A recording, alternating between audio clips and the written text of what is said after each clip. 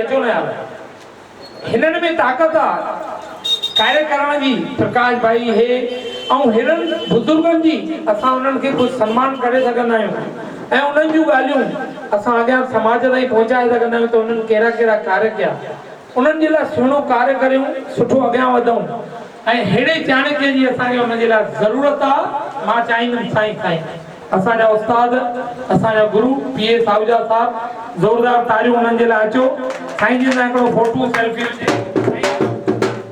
अचो मन भाई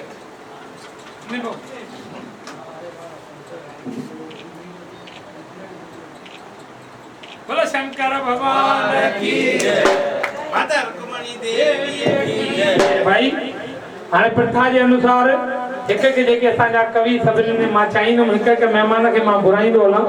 वाह वाह, हा हा दादा जन के पास वायो डी सबागो लाडा छोन गायूं, लाडा छोन गायूं, निगराज मलक बनायूं, लाडा छोन गायूं, पंजे बाबे के बना माके रचे मां सोय माके लाडा अमन जय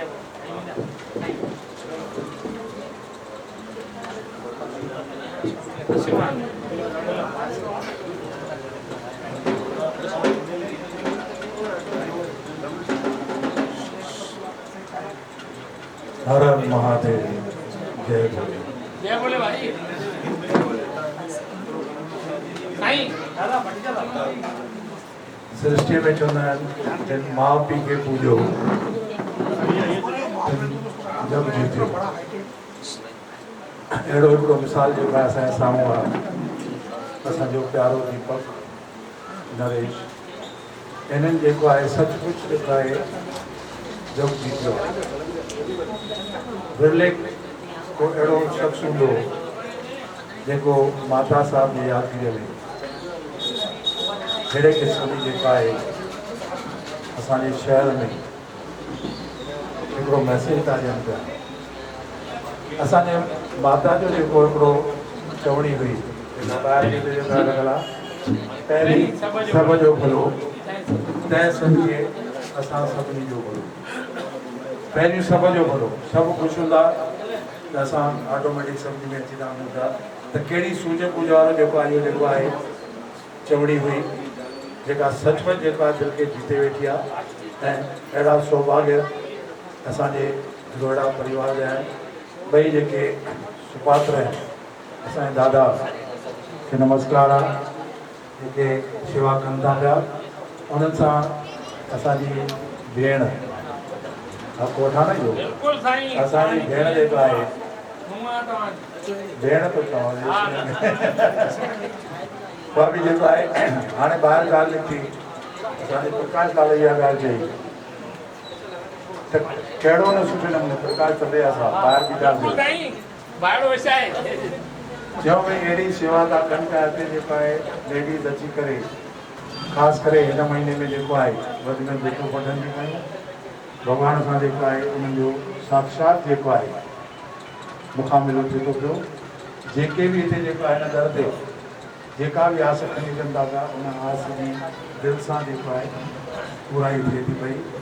उन धन्यवाद जा पात्र जेको आहे असांजा दादा, असांजी भेण, असांजी माता जे आशीर्वाद सां त असांखे नाज़ आहे अहिड़े सुपात्र दीपक भाई जो। हम न हंसकर सीखे हैं न रोकर सीखे हैं, जो कुछ भी थोड़ा सीखे हैं इन बुजुर्गों की चरणों में रहकर सीखे हैं। सच्चाई अथव असांजा अहिड़ा आदरणीय साईं असांखे के उस्ताद रही चुका आहिनि। ये अम्मा मां सूमर ॾींहुं जंहिं महिल ईंदा आहिनि न सीनियर सिटीजन क्लब जाम सुठो सभिनी खे नमन आहे, सुठे नमूने सां हलाइनि था, कोई कमी कान्हे का ईअं न आहे त हिन में कीअं। पर किथे न किथे जंहिं महिल असां वटि हले पई मूंखे दुख पियो थिए के माताऊं भेनरूं डाकुनि ते पियो वियूं। ख़ाली शिकणो न आहे, घटि कयूं, सुठो कयूं। ऐं हे बुज़ुर्ग साईं हीरालाल घरवारीअ खे वठी करे चईं मुंहिंजा 5 नंबर मां सिरजी करे थो अचे, ख़ाली हथ बि नथो अचे, कॾहिं ॼमूं कॾहिं केलनि जी टोकरी, कॾहिं छा गीले थो अचे, कॾहिं समोसा। इहा भावना आहे। उन्हनि खे जेकॾहिं 4 कम कंहिं सुठे सत्संग काई हिन ॻाल्हि जे लाइ भाऊ असांजो कन्याल आहे। छा था कनि पिया?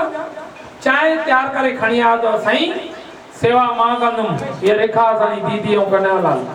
भई मां सेवा कंदुमि चांहि जी, हिननि सीनियर सिटीजन खे मां पीआरींदुमि।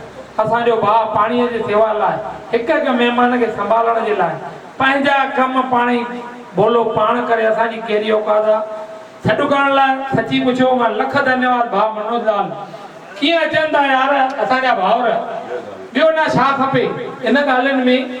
त इहे ॻाल्हियूं असां सिखियायूं तव्हां जहिड़नि बुज़ुर्गनि खां। सचपच ख़ाली फ़र्क़ु छा हूंदो असांजे उस्तादनि ऐं असांजा टीचर्स आहिनि न, जेके जेके भटीजा साहब बि टीचर हुया, हे बि हुया। साईं प्रकाश लाल सची ॿुधाइजो, इन वरी छा कयो, ॿार थींदा आहिनि न 42, 50, 54 क्लास में, त उन्हनि खे किन खे बेंचुनि ते अॻियां विहारींदा हुया ऐं किन खे पुठियां विहारींदा हुया।